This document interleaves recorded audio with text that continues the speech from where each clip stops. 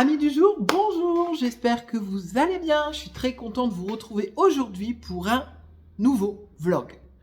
Nous sommes lundi 14 avril, il est exactement 11h51 à la pendule.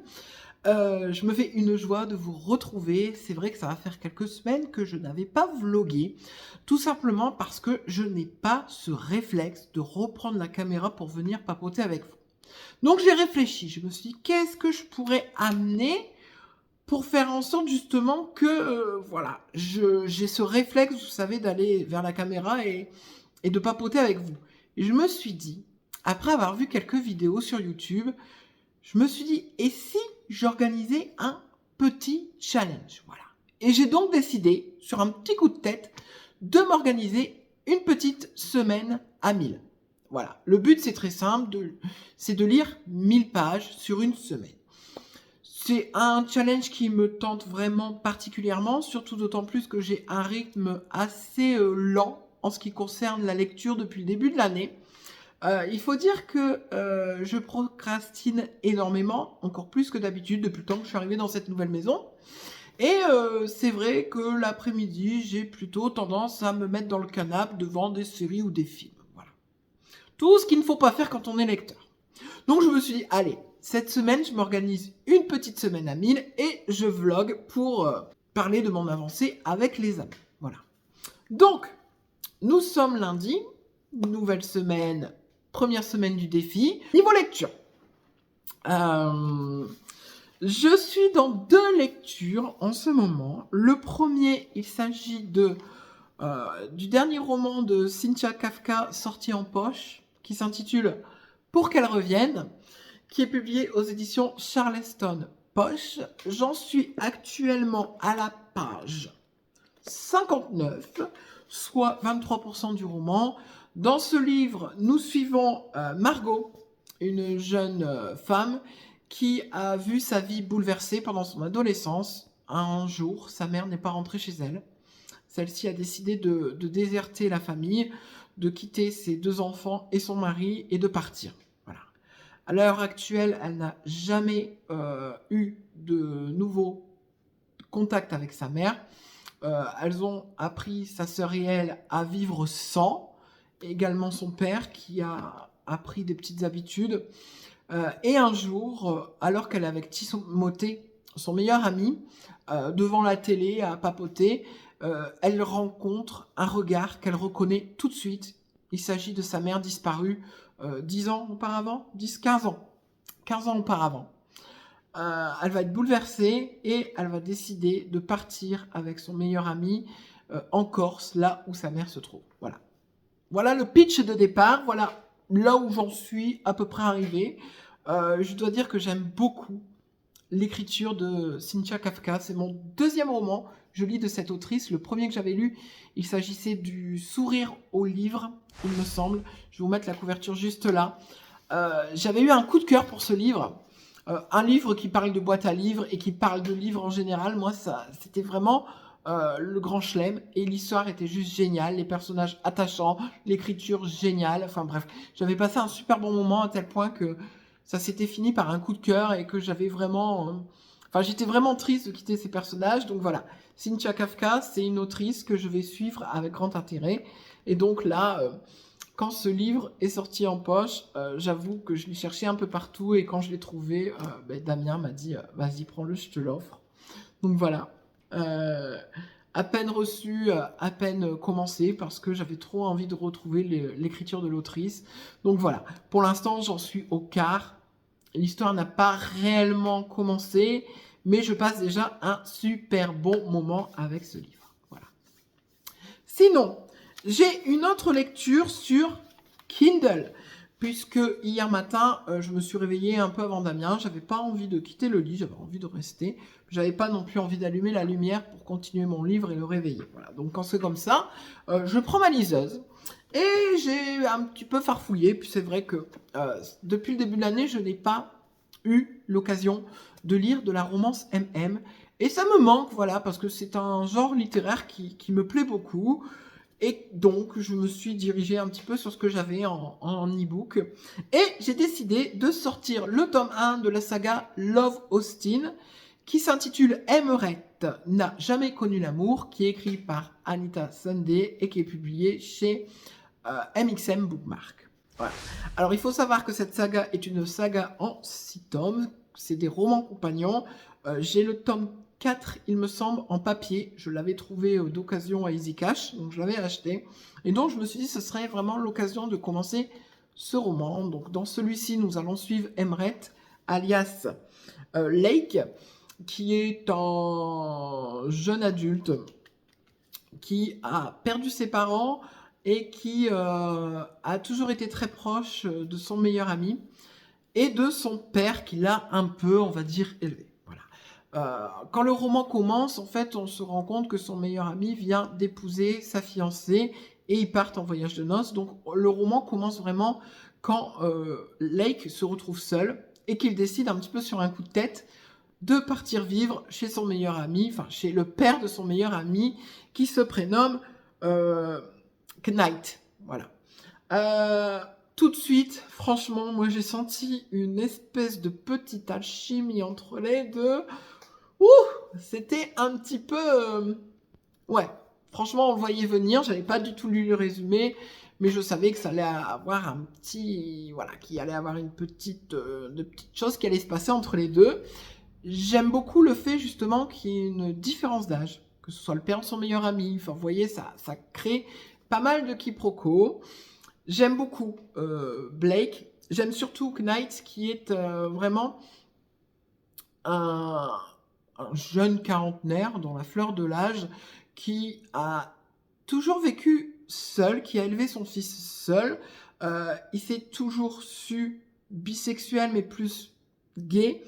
Et quand il a eu une aventure d'un soir avec la mère de son fils, elle voulait avorter, il me semble, et lui, non, il a décidé de garder l'enfant, de le prendre à sa charge, et il s'en est toujours occupé. Et j'ai l'impression qu'il s'est totalement oublié dans ce qui concerne ces histoires de cœur. Il s'est un petit peu toujours fermé à l'amour, et j'aime beaucoup la chimie qui est entre lui, qui est le quarantenaire assez posé, et Lake, qui est le jeune adulte un peu foufou. Ça fait un bon duo. J'aime bien l'alchimie qui se dégage entre les deux personnages. Maintenant, j'avoue qu'il y a certains aspects du roman qui me déçoivent de par le manque de développement. Je m'explique.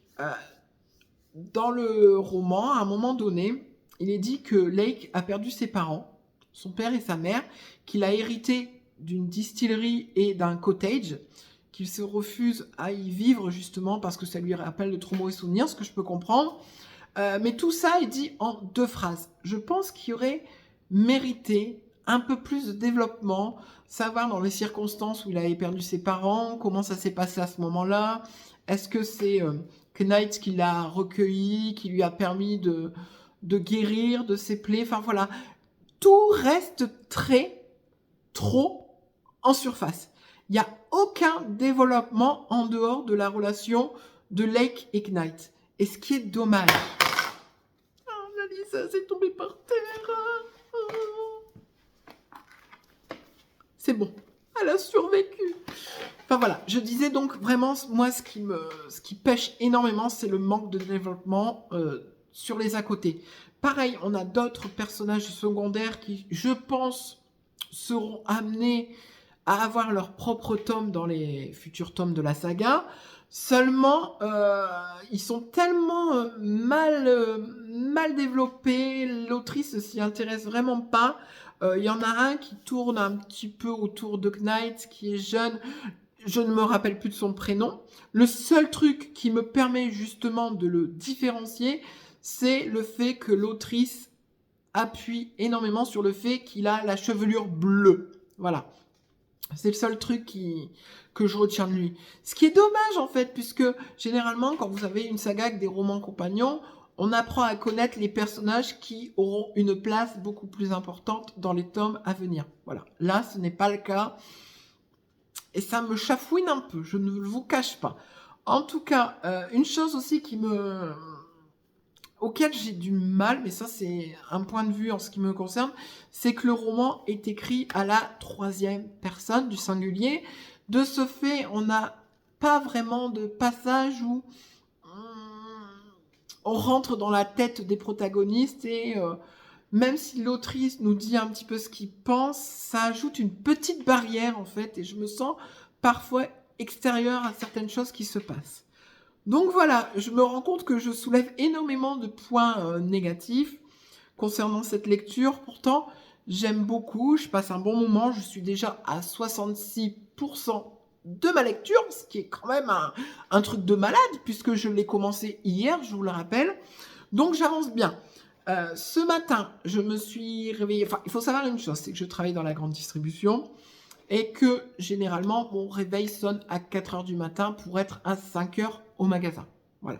Ça, c'est mon horaire habituel. Seulement, il arrive parfois que je me réveille où il est 3h15, 3h20, 3h30. Et quand c'est comme ça, non, j'ai pas envie de me rendormir parce que je sais que si je me rendors, quand l'alarme sonnera à 4 heures, ça va être catastrophe. Vraiment, je suis vraiment ronchon dans ces moments-là. Et surtout, je me sens fatiguée. Je n'arrive pas à me réveiller. Je déteste me sentir comme ça. Donc, généralement, quand je me réveille après 3 heures, ben, je me lève. Et c'est ce qui est arrivé ce matin. Donc, je me suis levée. Je me suis fait couler un petit café. Je me suis installée dans le canapé et j'ai continué ma lecture du tome 1 de Love Austin. J'ai lu 25 pages, donc voilà. Déjà 25 pages de ma semaine à 1000. C'est pas grand-chose, mais il faut bien commencer quelque part. Bon. En tout cas, commencer le lundi par la lecture d'un roman qu'on aime plutôt bien, j'avoue que ça permet de commencer la semaine sur une note positive et de cette manière, bah voilà, c'est tout bénef pour moi. Donc voilà, je vais revenir très régulièrement vous faire un point de challenge avec ces 2 petites lectures en cours. Voilà, si je devais n'en choisir qu'une pour l'instant, ben, je choisirais celle-là qui est beaucoup plus développée, qui répond beaucoup plus à mes attentes. Par contre, c'est clair que j'aime Love Austin également. Voilà, j'ai pas de déception pour l'instant. Je passe de très bons moments avec ces 2 lectures, donc je pense que je vais avoir très très vite l'envie de m'y replonger. Nous sommes mardi, il est 11h50. Décidément, c'est l'heure où je vais vous prendre régulièrement, hein. C'était le cas hier, c'est le cas aujourd'hui et peut-être que ce sera le cas demain. D'ailleurs, demain, ça va être un peu compliqué parce que Damien est en repos et généralement, je vous l'avais déjà dit par le passé, tourner une vidéo quand Damien est dans la maison, c'est un peu très compliqué en ce qui me concerne. Donc, je vais voir peut-être pour faire une petite place, un petit setup dans la pièce lecture que je n'ai pas encore terminé de ranger. Shame on you. Mais voilà, j'espère pouvoir venir papoter avec vous. C'est vraiment le but, hein, de vlogger tous les jours pour faire un point sur mon avancée de mon challenge à 1000. Et en ce mardi matin, j'en suis à 176 pages de lu. Voilà, je suis très content. Hier, j'ai vraiment avancé dans mes lectures. Et j'en suis ravie, j'espère pouvoir continuer à garder ce rythme et à atteindre, bien évidemment, les 1000 pages dimanche. Voilà. Alors, comme vous pouvez l'imaginer, hier, vu le nombre de pages que j'ai lues, j'ai terminé le tome 1 de la saga Love Austin qui s'intitulait Emmerich n'a jamais connu l'amour. Je l'ai terminé en milieu d'après-midi. Et je dois dire que je n'ai pas grand-chose à ajouter par rapport à ce que je vous disais hier.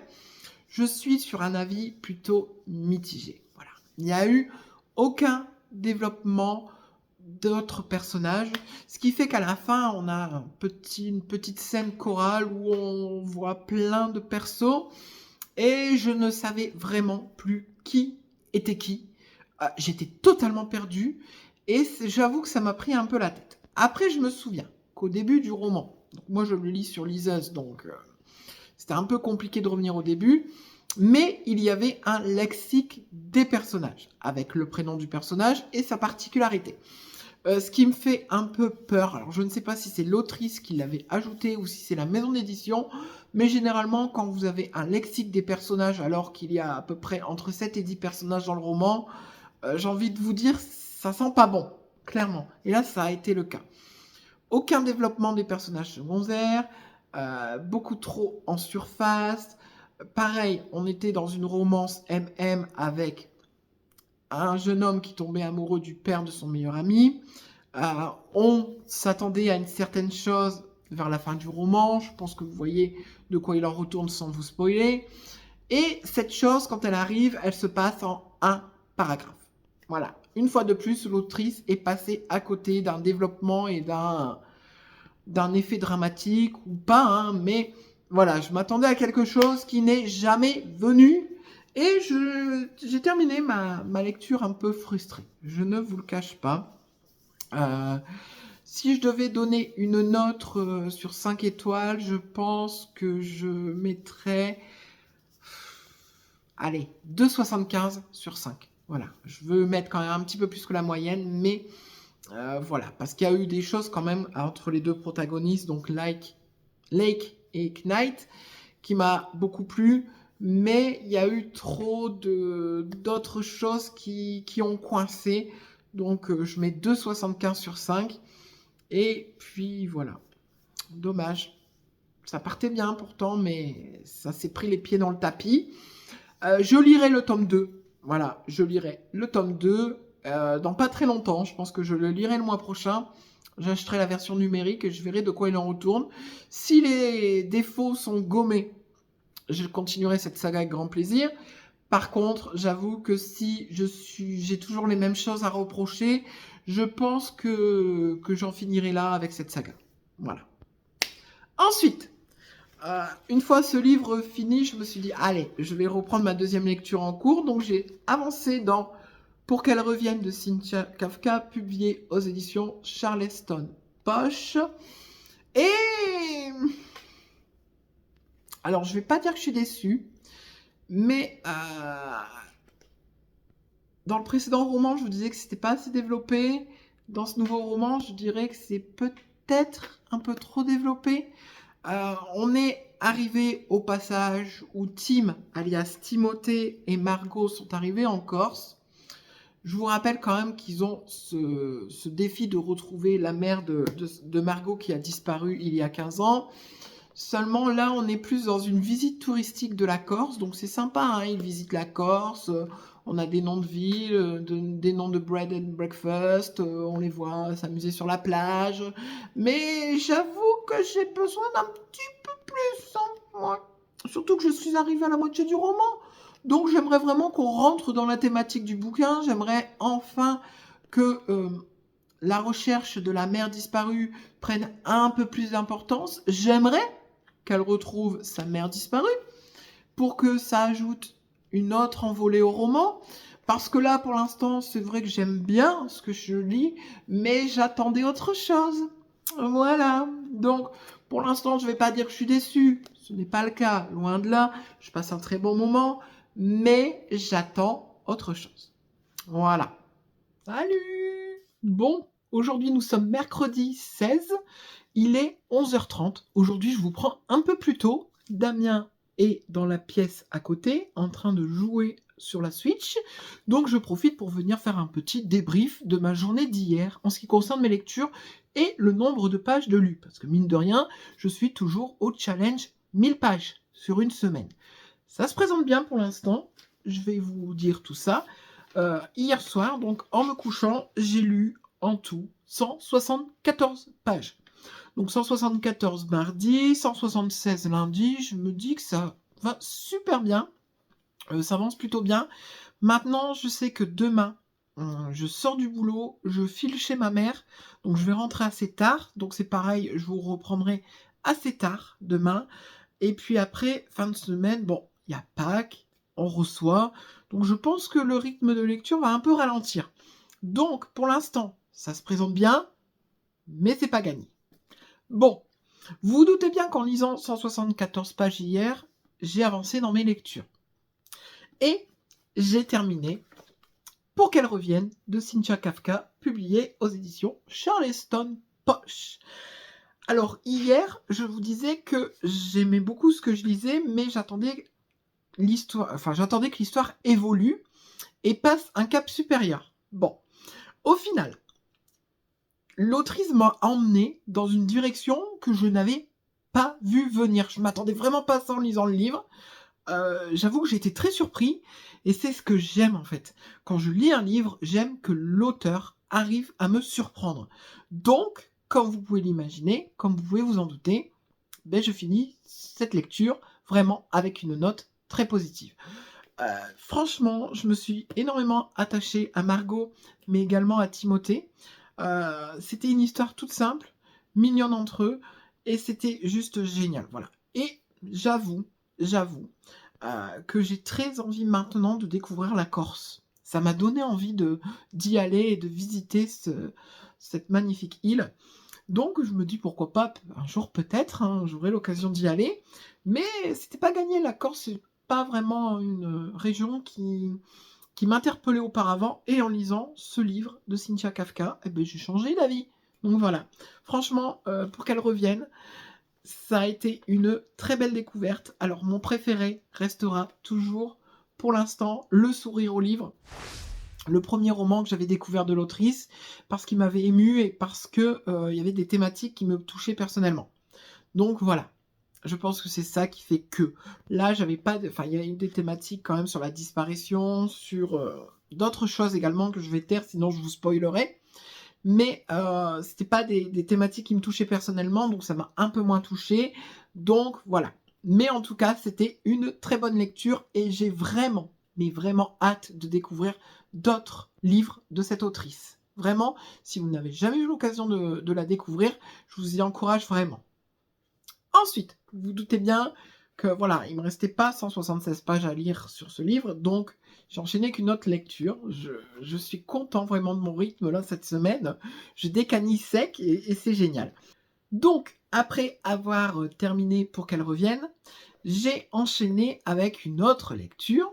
Il s'agit de La lignée d'Aurélie Valognes, publiée au Livre de Poche.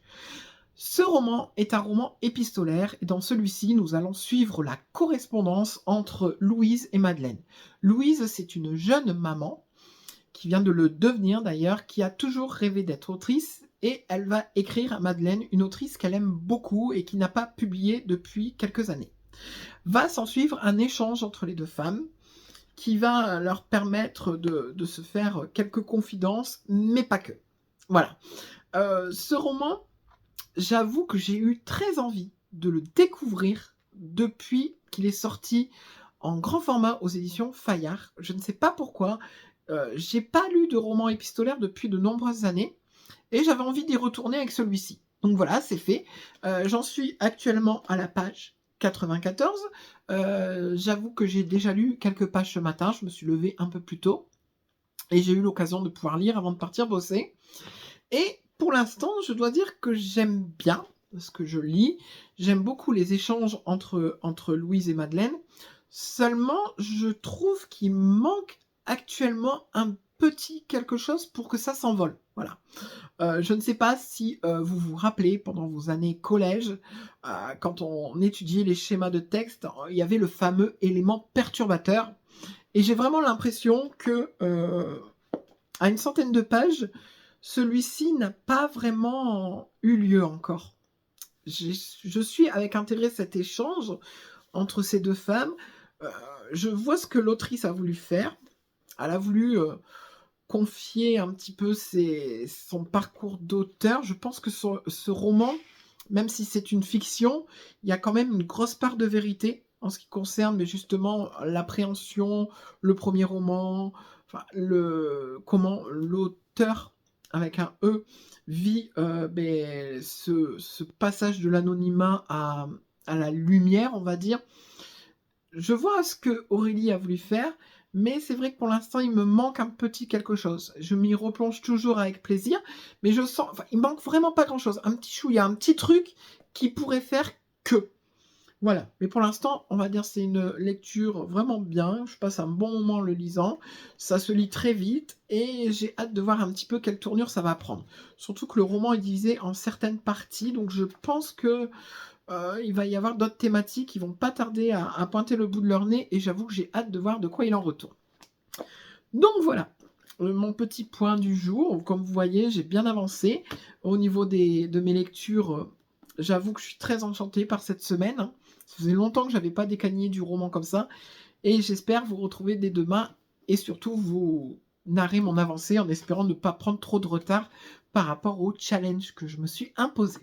Bon, nous sommes jeudi 17 avril, il est 16h30. Je viens juste de rentrer, donc je me pose tout de suite pour venir vous parler parce que sinon, je pense qu'après, ça va être un peu compliqué. Je m'excuse si vous entendez la tondeuse du voisin. Je ne sais pas ce qui tombe, hein. Ça va faire 4 jours qu'il tombe. Il doit plus rien avoir à tondre, mais il continue avec son petit tractopelle là et c'est parti. Rouler jeunesse. Donc je m'excuse, ça s'entend énormément pour moi, peut-être pour vous un peu moins. Mais bon, je peux pas faire grand-chose, quoi. Donc, je suis très content, j'avoue, hein, parce qu'hier, j'ai dévoré La lignée d'Aurélie Valognes publiée au livre de poche. Je l'ai terminé hier soir à 21h15, juste avant d'aller me coucher, parce que oui, je suis un papy, je m'en vais coucher très tôt. Mais pour une excuse, je me lève très tôt aussi, hein, 4h du matin, moi je suis debout. Donc il faut que j'ai quand même 6 heures de sommeil minimum. Mais bon, hier soir, j'ai fait une exception, j'ai terminé ce roman, donc j'étais me coucher un peu plus tard, mais j'avais vraiment envie d'avoir la finalité de cette correspondance entre Louise et Madeleine. Alors, ça n'a pas été un coup de cœur, mais j'en ressors avec un avis très positif. Je vous disais hier que j'avais du mal parce qu'il me manquait un élément perturbateur. Donc, pour être honnête avec vous, il n'y a pas eu un gros élément perturbateur, mais il y a eu une multitude de petits éléments qui ont fait que, voilà. Le premier élément perturbateur de mon point de vue, c'était l'écriture du deuxième roman. Et je dois dire que j'ai beaucoup aimé ce roman épistolaire, même si c'est vrai, j'attendais autre chose. Voilà. Si je devais le noter sur 5 étoiles, je lui mettrais 3,75. Ouais, 3,75 sur 5. Ce qui est plutôt une bonne note. Donc voilà. J'en ressors avec un avis positif. J'ai bien aimé Louise et Madeleine, mais il y avait beaucoup de choses qui restaient mais pas développées, où il y a des choses qui étaient amenées de manière très bizarre, comme s'il manquait quelques lettres, quelques échanges, et de ce fait, enfin voilà, je vais vous dire juste un petit passage qui n'est pas vraiment spoilant. C'est, pour ceux qui ont lu le roman, c'est la deuxième grossesse qui arrive un peu, mais comme un cheveu sur la soupe, en disant oui, voilà, j'attends mon deuxième enfant, mais en mode elle est sur le point d'accoucher, quoi. Donc ouais, mais t'en avais pas parlé avant, quoi. Voilà. Par contre, j'ai bien aimé le message que veut faire passer l'autrice de par ce titre. Le fait, la condition de la femme, l'émancipation de la femme, les droits des femmes. Enfin, c'est un roman très féministe, en gros, et j'ai beaucoup aimé. Franchement, ça, c'était génial. Le message est passé, mais sans avoir cette sensation, vous voyez, de quelqu'un qui va au marteau-piqueur vous enfoncer un message dans la tête. Non, là, c'était fait tout en finesse et en subtilité, et ça, j'avoue, j'ai beaucoup aimé. Donc voilà. C'était mon petit avis sur La lignée d'Aurélie Valognes. Si vous aimez les romans épistolaires, le destin des femmes, franchement, foncez. Et je serais curieux de connaître votre avis pour ceux qui l'ont lu. Sinon, ce matin, je me suis levée à 3h30, soit officiellement 30 minutes avant que mon réveil sonne. Donc, comme vous pouvez vous en douter, j'ai sorti la liseuse. Bon, je suis sortie du lit, mais j'avais envie de lire sur liseuse puisque j'avais envie de me replonger dans une romance MM. Et je vais être honnête avec vous, toutes mes romances MM se trouvent dans cette petite chose. Voilà. Donc, ce matin, j'ai lu une vingtaine de pages de la saga Les Frères Steele, donc le tome 1, qui s'intitule Une loi implicite, qui est écrit par... J'ai oublié de noter le nom de l'autrice. Parce que oui, quand vous me voyez baisser la tête, c'est juste parce que je prends quelques notes pour pas chercher les noms des personnages et tout pendant que je suis en train de tourner la vidéo. Maintenant, je prépare un peu plus, j'avoue. Et c'est écrit par personne. Je vois pas le nom de l'autrice sur la couverture, c'est génial ça, mais c'est génial.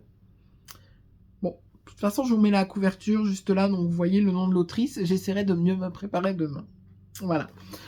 Alors, dans ce roman, nous allons suivre deux frères jumeaux Law et Anders. Anders, c'est un peu un personnage assez déluré, qui a des piercings un peu partout.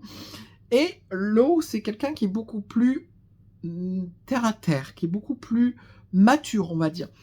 Et ce qui se passe, c'est que Anders est gay, Law est... Enfin, il se fait passer pour un hétéro, mais il se qualifie de bisexuel. Et ce qui se passe, c'est que quand Anders en a marre d'un mec, c'est Law qui prend sa place et qui le plaque, parce que Anders en est incapable. Voilà. Donc vous voyez un peu le pitch de départ. Ce qui va se passer, c'est qu'un soir, Law, en allant avec son frère dans une boîte gay, il va, par un malencontreux élément de circonstance, en fait, un mec va le prendre pour son frère et va aller vers lui et lui rouler une pelle. Voilà. Et en fait, ce baiser va lui faire prendre conscience de certaines choses. Voilà, ça c'est le premier chapitre. Dans le deuxième chapitre, nous allons retrouver Law, mais ça va pas être Law, enfin, ça va pas être officiellement Law. On va le reconnaître de par justement ses tatouages, parce que lui, il est tatoué, son frère jumeau est percé, donc lui qui est censé être hétéro / bisexuel, on va le voir rencontrer un homme, il va se passer des choses. Donc voilà. J'avoue, quand vous voyez la couverture, que je vous raconte le pitch, vous voyez que c'est pas un roman qui va avoir des enjeux de ouf. Voilà, ça va être une lecture détente totale. Je m'attends quand même à certaines thématiques. Je sais pas pourquoi, je sens que tout ça là, la couverture avec des torses en veux-tu en voilà, et puis ce résumé un peu superficiel, je pense, j'ai déjà lu ce genre de romance par le passé, et ce qui paraît léger au premier abord peut parfois aborder des thématiques un peu plus profondes. Donc voilà, c'est pour ça que je me suis lancée dedans, je vais voir de quoi il en retourne. Bon, par contre, deuxième chapitre, il y a déjà une scène olé olé. Alors j'adore lire des romances MM, mais je ne recherche pas spécialement les scènes olé olé. Quand il y en a une ou deux, ça passe. Mais là, je me dis, s'il y en a déjà une dans le deuxième chapitre, je pense qu'il va y en avoir un foison dans le roman. Mais bon, ça va être une petite lecture détente, pas prise de tête, ça va me faire rire, ça va me faire lever les yeux au ciel, et puis ça va être marrant de vous en parler. Donc voilà, j'ai lu de ce premier tome des Frères Steele, j'ai lu 24 pages. Donc vous voyez, c'est vraiment que le début, j'ai même pas eu le temps de terminer le chapitre, vous voyez. Donc j'ai hâte quand même de vous en parler parce que je pense que ça va valoir son pesant de cacahuètes. Nous sommes vendredi 18 avril et je suis content de vous dire que nous sommes vendredi. Je ne sais pas pour vous, mais pour moi, la semaine a été longue. Mais ça y est, on y arrive. Demain à 12h45, je serai en week-end. Wouh! Bon, sinon je suis pas là pour me plaindre.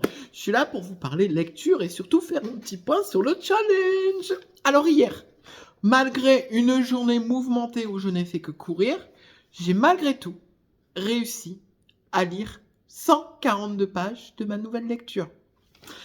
J'en suis arrivée à 75% à l'heure actuelle. Et en ce qui concerne le challenge, à la fin de la journée d'hier, j'étais à 726 pages lues. Wouh! Champagne! Bon, on va pas tuer l'ours, enfin, on va pas... Merde, je sais plus comment on dit. J'ai un trou. On va pas vendre la peau de l'ours avant de l'avoir tué. Voilà, ça m'est revenu. Mais je pense que le challenge... bien parti, hein. Vraiment. Bon, sinon, ce matin et hier soir, après que je vous ai parlé, j'ai continué un petit peu ma lecture du tome 1 de la saga Les Frères Steele, qui s'intitule Une loi implicite et qui est écrit par Eden Finlay, publié chez MXN Bookmark. On va y arriver. Je vous disais que bien qu'au premier abord ça paraissait superficiel, je gardais espoir en fait que l'autrice traite de thématiques assez fortes, parce que généralement c'est ce qui se passe dans ce genre de roman. Ça commence avec superficialité Et ça s'enchaîne avec quelque chose d'un peu plus dramatique. Et en effet, les amis, je dois dire que je suis enchantée par cette lecture. De toute façon, si j'ai lu 75% du bouquin en 24 heures, c'est que j'aime. Puisque Lawson va se retrouver un petit peu, malgré lui, dans un petit quiproquo avec... je ne sais plus comment il s'appelle, j'ai un trou de mémoire, je regarde tout de suite. Avec Reed. Et il va donc se retrouver au cœur de mensonges, même s'il veut dire la vérité, au final il ne peut pas, puisque les choses vont s'aggraver par la suite. Mais ce qu'il y a, c'est que Lawson est prof de karaté. Il a ouvert un dojo dans l'école de Reed, il y a un club LGBT, et il amène ses élèves au dojo pour qu'ils apprennent à se battre au cas où ils se feraient agresser par rapport à leur orientation sexuelle. J'aime beaucoup, je l'explique très mal les amis, mais j'aime beaucoup la façon dont les choses sont amenées. Et bien évidemment, il va y avoir un adolescent dans le groupe qui va avoir quelques soucis, et cela va amener à des thématiques assez fortes qui m'ont un petit peu bousculé, j'avoue. Et en parallèle, on va aussi découvrir que si Anders est comme ça à l'heure actuelle, c'est parce qu'il a vécu quelques années auparavant quelque chose de vraiment dramatique qui a non seulement bouleversé sa vie à lui, mais qui a également bouleversé la vie de son frère jumeau. Voilà. Franchement, il y a plein de thématiques et de sous-thématiques hyper intéressants. Là, j'en suis arrivée au moment où la vérité éclate, hein, parce que comme vous vous doutez, je vous spoil pas, ça arrive à un moment donné du roman. J'aime beaucoup la façon dont l'autrice l'a amené. Maintenant, j'avoue que quand j'ai vu le moment arriver, j'étais là, non, je veux que ça évolue positivement. On sait comment ça va se terminer. On va pas se voiler la face, mais malgré tout, quand arrive le moment où il y a du rififi, on n'a qu'une envie, c'est que ça se rabiboche et que ça se termine ensemble. Voilà. Donc c'est bien.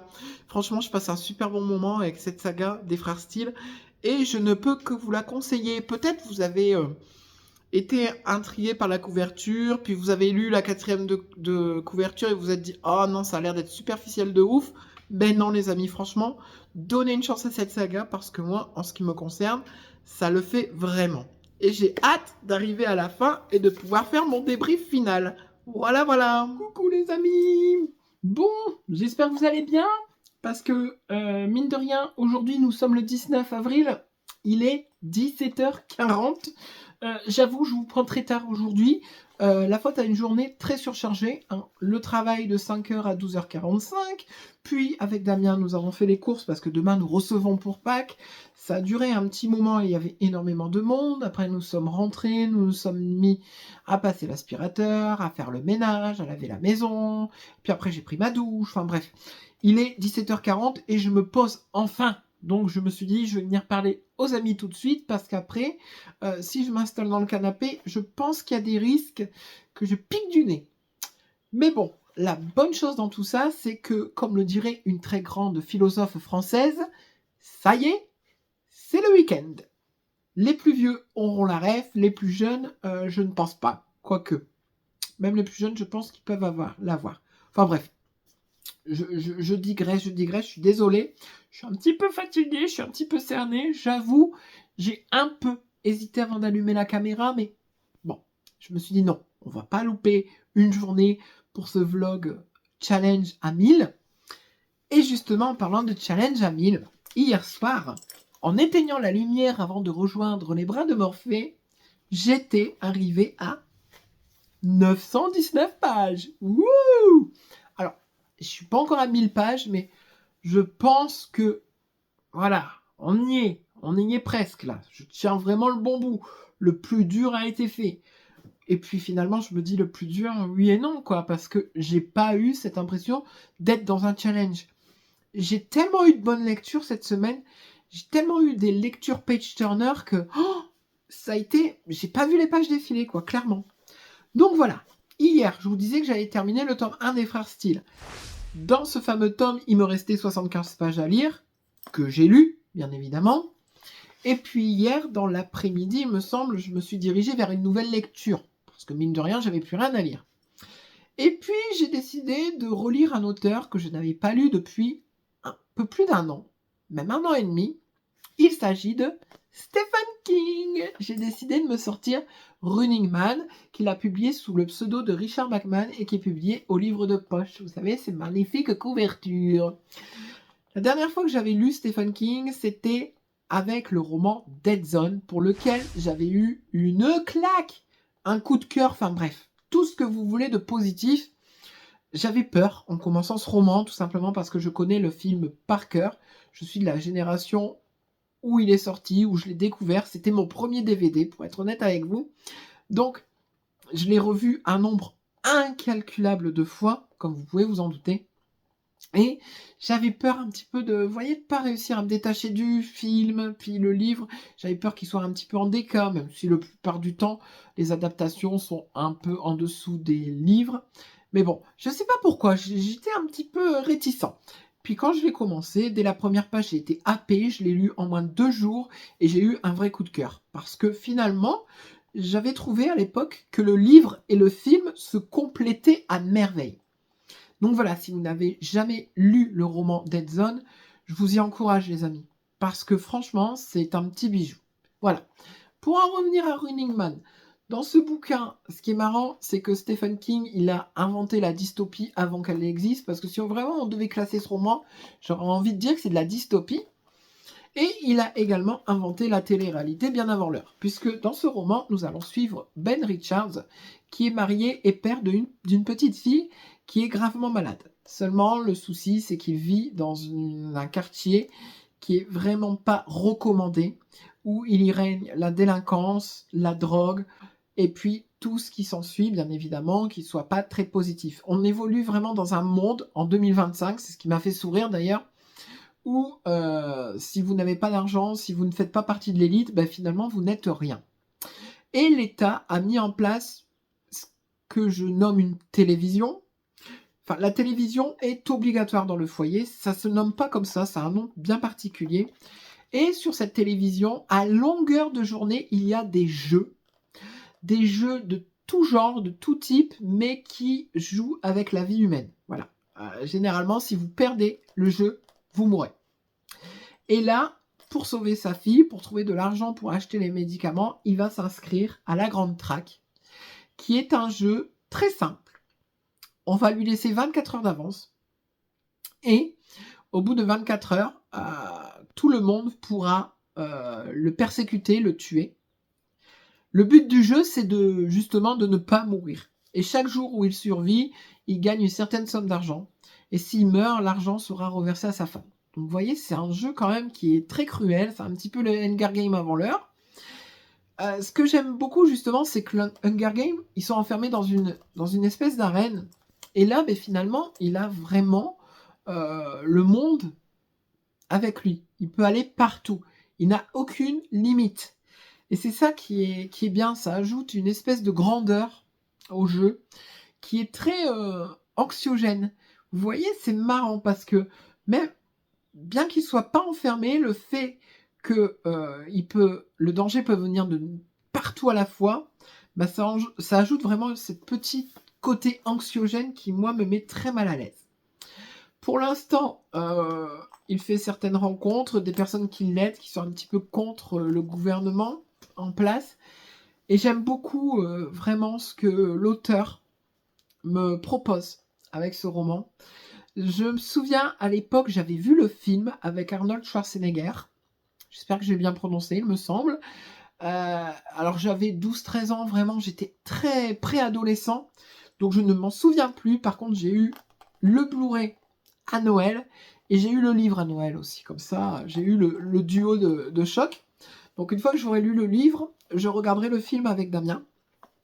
En tout cas, pour l'instant, je veux dire que j'aime beaucoup. C'est vraiment un roman à 100 à l'heure où il n'y a aucun temps mort. Le dernier roman que j'avais lu sous le pseudonyme de Richard Bachman, c'était Marche ou crève. L'histoire de la grande marche où des gens s'inscrivent pour gagner de l'argent. Le seul souci, c'est qu'ils marchent, et à la fin, il n'en reste qu'un. Parce que dès que quelqu'un s'arrête, il est tué. Ce roman, il a vraiment beaucoup de fans. en ce qui concerne les fans de Stephen King. Beaucoup le mettent très haut dans leur top. Seulement, moi, c'est comme avec Le Fléau. Je n'ai pas du tout adhéré et je n'ai pas du tout aimé la fin. Donc j'avais peur en commençant celui-là, hein, vu que c'est écrit sous le pseudo de Richard Bachman, d'avoir le même effet qu'avec Marche ou Crève. Mais au final, non, ça se passe super bien. Je ne m'ennuie pas un seul instant. Hier, j'ai lu 146 pages. Voilà. Enfin, hier et ce matin. En tout, je suis à 146 pages. Un peu plus de la moitié, 30%, on va dire. Et franchement, j'ai hâte de le terminer pour voir comment celui-ci va se conclure. J'espère qu'il y aura une meilleure fin que pour Marche ou Crève. Sinon, je risque d'être très déçu. Mais pour l'instant, ça se passe super bien. Ah, et petite chose qui ajoute un effet assez anxiogène et très stressant pendant la lecture, c'est que vous avez un compte à rebours. Vous voyez, les chapitres se présentent comme ça. Compte à rebours 98. Donc vous lisez. Et ensuite, compte à rebours 97. Voilà. Les chapitres vont en nombre décroissant. Et mine de rien, c'est peut-être un petit détail, hein, mais ça ajoute un soupçon de stress à la lecture. Voilà. Je me demande vraiment comment ça va se terminer. Compte à rebours 1, comment ça va se terminer. Voilà. Bon, les amis, je ne vais pas trop tarder. Je vais aller me poser un tout petit peu, certainement avec mon livre. Et puis nous, on se retrouve demain pour de nouvelles aventures. Bonsoir. Moi, je dis bonsoir, il est juste 18h30. Hein. Nous sommes dimanche 24, il me semble. Attendez, je dis pas de bêtises. Non, 20. Nous sommes le 20. Le 20 avril, je vous retrouve un petit peu tard. Hein. À vrai dire, je pensais ne pas vlogger aujourd'hui. Hein. Je vous ressors le même schmilblick qu'hier. Parce qu'aujourd'hui, c'est repas de famille. Hein. Parce que nous sommes le jour de Pâques. Et je dois dire que, voilà, il y avait eu pas mal de préparatifs ce matin. Et je me suis dit, peut-être j'aurais pas le temps de venir leur parler. Mais vous voyez, les 18h30, la famille vient juste de repartir et je me suis dit, allez, on va faire un petit coucou aux amis, puis faire un petit point sur l'avancée du challenge. Je vous préviens, ça va être très rapide parce qu'il n'y a pas trop grand-chose à ajouter pour le moment. Avant toute chose, je voulais vous regarder qui est sur mes jambes. Dis bonjour aux gens. Bonjour, moi c'est Chouchou. Oh, ma chérie, dis bonjour aux gens. Oh là là, elle est traumatisée. Hop. Allez. Bon, sinon, on va faire un petit point sur l'avancée du challenge. Hier, je n'ai pas lu beaucoup. Je pense que c'est la journée où j'ai lu le moins. Parce que j'étais exténuée. Donc hier, je crois que j'ai lu une 30aine de pages. Et malgré tout, à la fin de la journée, en éteignant la lumière, j'avais lu en tout, depuis lundi, 993 pages. Voilà. J'étais à 7 pages de réussir le challenge et je peux vous dire que voilà, ce matin, je me suis un peu posée pour continuer ma lecture de Running Man de Stephen King, écrit sous le pseudo de Richard Bachman. Donc clairement, je peux le dire haut et fort maintenant, le challenge est réussi. Tom Chouchou, on applaudit.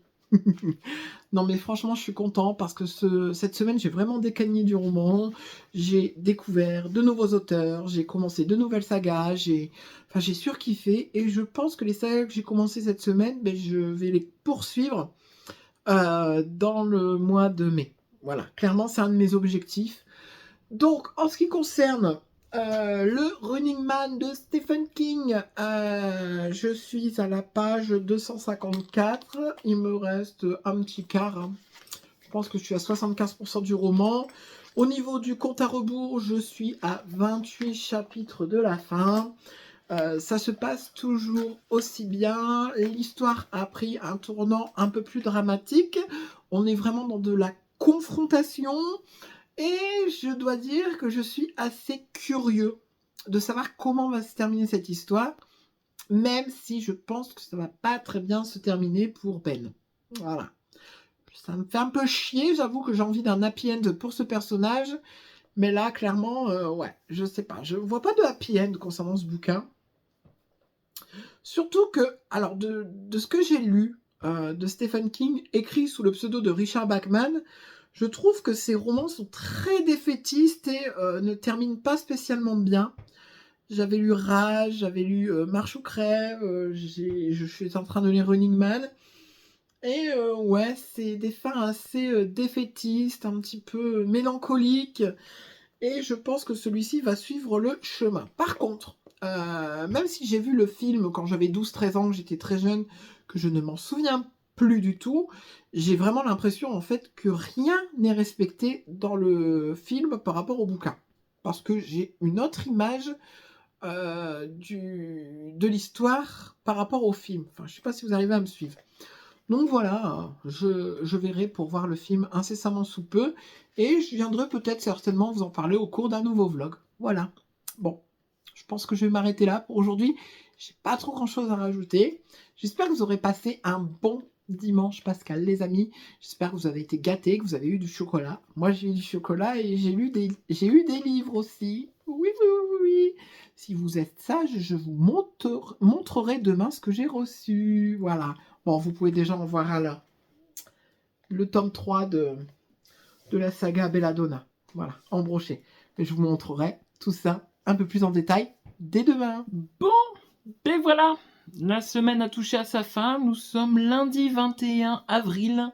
Il est 10h50 et je me suis dit qu'il était temps de venir vous faire un petit au revoir. Voilà, il est temps de clôturer cette première semaine qui aura été, mine de rien, riche en rebondissements, puisque j'ai fait mon petit récapitulatif à l'instant. Et cette semaine du challenge à 1000 m'aura permis de lire et de terminer 4 romans. C'est un truc de fou. Je pense que c'est plus que ce que j'ai lu depuis le début de l'année. Donc ce genre de challenge me réussit plutôt bien. Donc, comme vous l'imaginez, eh ben, j'ai décidé de le reconduire pour la semaine prochaine. Enfin, soit cette semaine. Cette semaine, mine de rien, j'ai terminé le tome 1 de Love Austin, de Anita Sunday, qui avait été une bonne lecture, même si j'avais noté quelques petits soucis. Ensuite, j'ai terminé Pour qu'elle revienne, de Cynthia Kafka, publié chez Charleston. J'ai terminé La lignée d'Aurélie Vallogne, publié au livre de poche.